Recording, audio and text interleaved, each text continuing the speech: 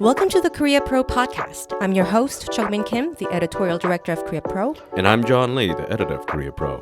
Join us for a weekly 15-minute conversation as we dive into the most pressing stories shaping South Korea and dissect the most complicated ones for you.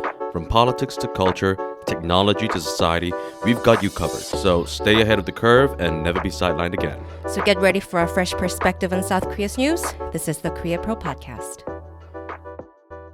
We are recording January 25th, Thursday, 2:45 p.m. when we had multiple requests from our readers to talk about this particular issue, which was too complicated for many people to understand or keep track of, which is the First Lady's luxury handbag and the former Justice Minister and now interim party leader for the Conservative Party, Han Dong-hoon issue. Even the title's long. It's a very long title, but as far as the news goes, it doesn't really cover all the basics for our readers and listeners to know about. So right now, what the news media is covering is that there is an unexpected rift between the president and the interim party leader.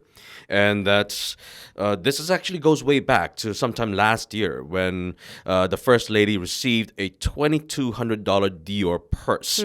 Now, for those of our readers and listeners who are not yet fully caught up with the news or are just confused by all the disparate pieces of information that they're getting, could you just run down the details really quickly? Well, I promise we will do this under 15 minutes, but let me try 5 minutes actually because... Fantastic. Yes. Well, let's start with what happened last year. There's a pastor named Choi Jae-young. He is a pro-engagement U.S. national, and he is a Korean-American figure, so he's not technically not Korean. He did missionary work visiting North Korea many times, and Choi apparently have been messaging back and forth with the First Lady Kim Kun-hee for policy advices related to North Korea. Now, I'm going to stop you right there for a quick second. You said that he's pro-engagement, but Yoon is anything but pro-engagement. Why did he give the First Lady that purse? Well, he was explaining that he wanted to give advice about the North Korea policy that he thought was concerning. So apparently he was texting the First Lady about that. But he did go to presidential banquets a few times. It seems like he was already close with the First Lady.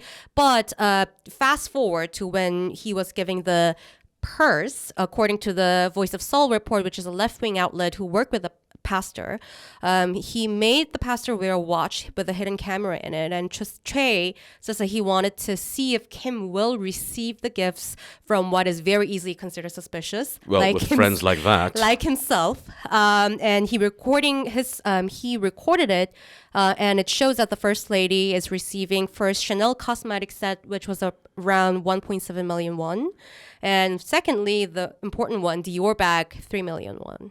Which is about $2,200.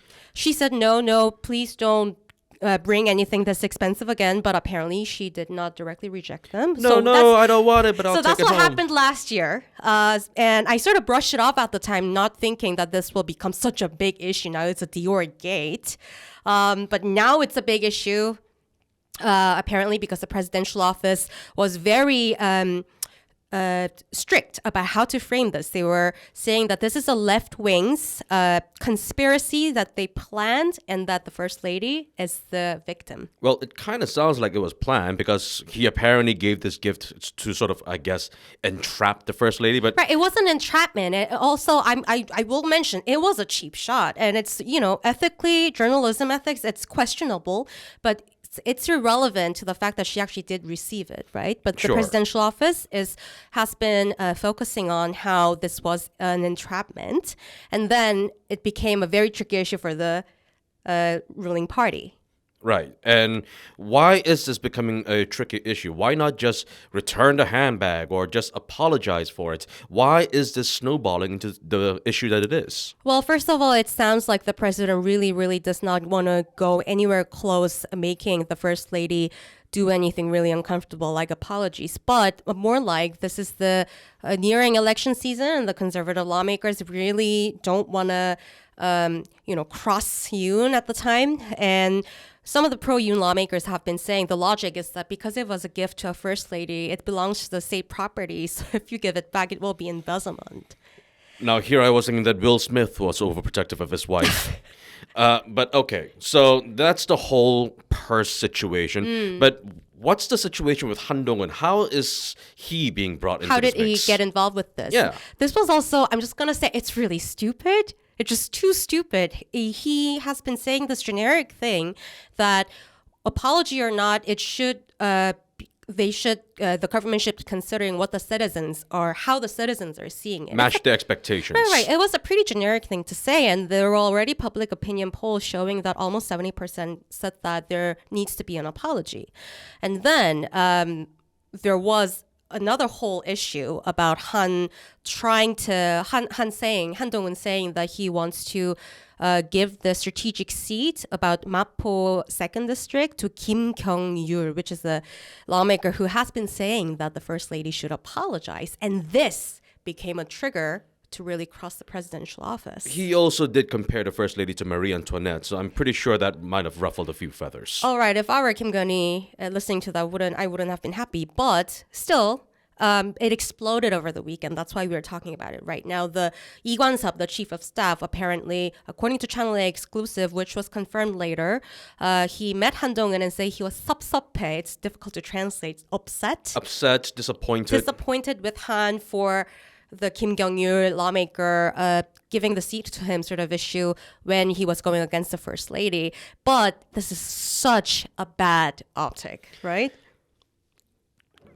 How else do we put it? Han Dong-hoon has been in charge for less than a month now. Right, I was saying, like, even class presidents for elementary school, they will last longer. But then a day later, it was interesting how Han Dong-hoon said that he is rejecting the request to step down from Lee Kwan-sub, the chief of staff. And which is why some people are saying that Han is pursuing his own personal politics because his poll numbers are going up and he might have ambitions to run for president someday. And also, he needs the centrist voters for the parliamentary elections. And apparently, it looks like the presidential office is nowhere near wanting to win the election, looking at their current strategy. But anyways, there were also conspiracy theories about how it was all planned, but that's conspiracy. Exactly. But people for a day thought that maybe Yoon and Han will do this all-out war sort of thing.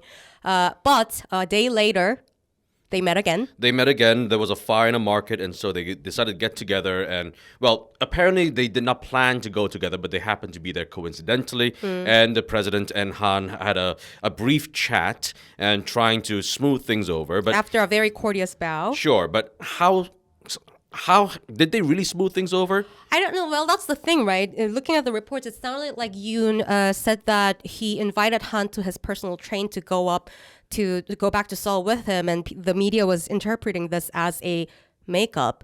Sure, the kissing and making up, but the point is, the underlying issues have not changed. No, and that's the remaining problem, right? Because even right now, a lot of PPP lawmakers are saying that there needs to be an apology, including de facto lawmaker Tae Young-ho and Kim Kyung-yul, the lawmaker, and also the public opinion poll stays. And also, it includes the issue now of the party politics intervention by the presidential office, not the president himself, maybe, but chief of staff. He's also new. Sure. So the people who's running for the election from the People Power Party sides become very, very tricky. And now Han cannot escape the image of a loyalist to Yoon, which the centrists are against. Exactly. So what happens next? Well, what can we expect for Han and Yoon and the First Lady going forward? Well, if I were Han, I would go for a political strategy to try not to look like too much of a loyalist because his approval rate actually went up last week. Well, that's because you're smart, but what would Han do?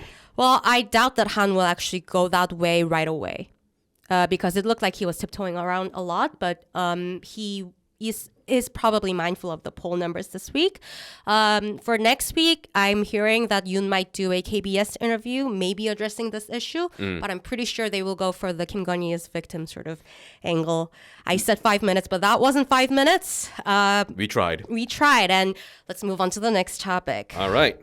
Cost sharing and Trump issue looming. All right.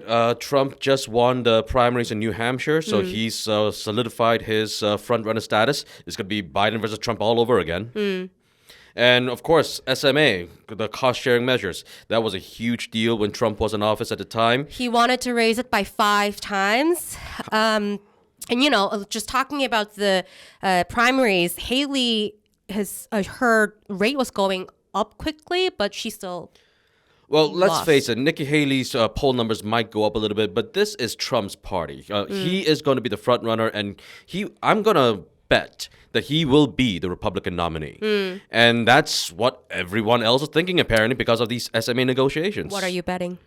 I'm betting that he will win, and I'm going to keep it there because I am suddenly very scared of your tone.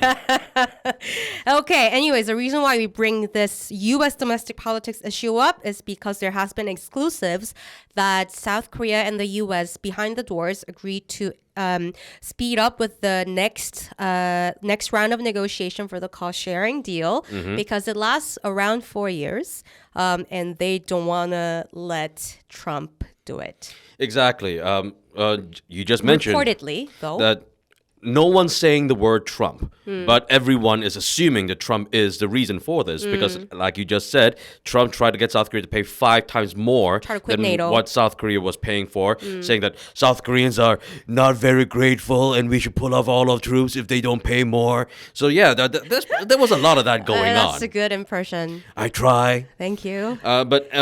But because of that, well, that's what everyone's thinking. But no one's actually saying the word Trump. At least no one in the U.S. or in the South Korean government. No, but apparently looking at this exclusive, which is not just an exclusive anymore, a lot of media are reporting on it right now. It looks like Trump is in the back of a lot of people's mind right now in the government. And they better be. Better be. But the question is the South Korean government truly prepared for a return of Trump's presidency? What is South Korea doing besides these SMA negotiations? Because this seems to be something that Washington and Seoul are coordinating, but Seoul needs to really consider a lot of things of what might happen if Trump comes back. Yoon has hitched his wagon on IPEF. He's also hitched his wagon on the Washington Declaration. Nuclear consultative group. Sure, the NCG. But will Trump honor any of that? And if he doesn't... Camp David Summit. The Camp David spirit Summit. and the documents and the real-time sharing. And whether or not the Japanese Prime Minister Kishida will still be in office by the time that Trump returns. Japanese domestic politics and other news, but it's also faltering right now. Sure. So things are really fragile, but I don't really see a lot of activities or movement within the presidential office to try to mitigate. They will probably, well, I hope they're doing something quietly. I hope if they're listening. And also, Please do something. But also I have a question. People assume that Trump's negotiation of the SMA would be so much worse than what we have right now. But I think that's an assumption. Biden administration is not exactly just an only benign alliance, right? Would it be really necessarily better than Trump doing the cost-sharing negotiation? Well, we have to try to be a bit more nuanced with the Biden administration. Yeah, the economic policy was not really all that different from Trump's. In fact, it was more effective than Trump's. And more like structural implementation of what Trump started in the trade isolationism, really. Exactly. Their economic policies are very similar. There's no question about that. But their foreign policy is quite different. The way they approach alliance issues has been quite different. Sure, Biden has put up the Inflation Reduction Act, the CHIPS Act, and that's caused South Korea a lot of headaches. But when it comes to the Washington Declaration, the Nuclear Consultative Group, these are issues that the U.S. and South Korea have stuck to their traditional positions. Right. Trump might not. Also, there has been a lot of things that U.S. last year newly promised, more constant deployment of their strategic assets. You're going to pay for all of that? Yeah, Trump is probably gonna say that. And, let's keep an eye on it. All right. Sounds good. Unlock the full Korea Pro experience by joining our community. Stay informed, stay ahead, and never miss a beat on Korean affairs that matter. Subscribe today and transform the way you understand Korea.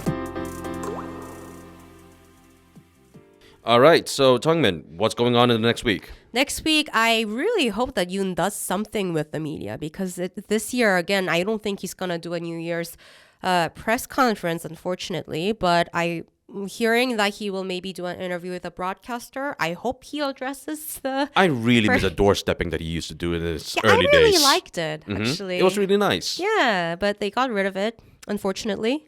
Domestic politics. Lee Jun-suk, the former PPP leader, and now the new Reform Party. We need to come up with the better names here, but NRP, I guess. Their party names are so boring.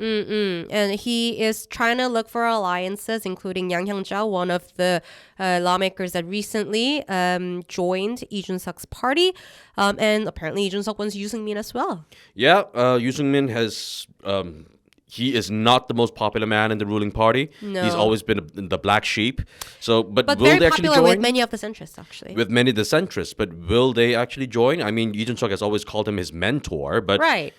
how much would that actually translate to actual policy agreements? And also, Lee Jun-suk was really shy about it, saying that our party's not really ready to have this amazing man to our party. So we will let you know when things are ready, he said. Lee Jun-suk is not exactly a humble person. The No. fact that he said that is, he's saying that because he's really not sure that Yoo Seung-min would actually join. Yeah. So he's hedging his bets. I know. Aside from domestic politics, there is not much diplomatic news slated for next week, but in legal issues, one thing that will be very interesting would be the fate of 중대재해처벌법. What is it? Again, going with those boring names, it's the Serious Accident Prevention Act. Now, this act has already been in place for quite a few years now. I want to say maybe 2 years, if I'm not mistaken. But the law that has been in the books for the past 2 years has only applied to businesses with 50 or more employees. Now, the law is going to apply to all businesses, including those who have 50 or fewer employees. And a lot of these small businesses have been complaining that they're not prepared for this law, that adhering to this law would cost a lot of money. And right now, the president and the ruling party and the administration, they are all saying we should delay this law from being passed, but it's election season. And so because it's election season, they really don't, the Democratic Party is not playing ball. No. There's no way. And we might see the fate of this law as soon as today, the recording date Thursday. So when we publish this on Friday, maybe you already know what happened. Yep, most likely. And that's a wrap. Thanks for tuning in. If you want to know more, sign up for our daily executive briefings. We brief you on all you need to know from the past 24 hours and why they matter every morning in your inboxes. Don't forget to subscribe to our podcast for your weekly dose of insight. And until next time, I'm Jungmin Kim. And I'm John Lay. Stay connected, stay informed, and we'll see you next time on the Great Pro Podcast.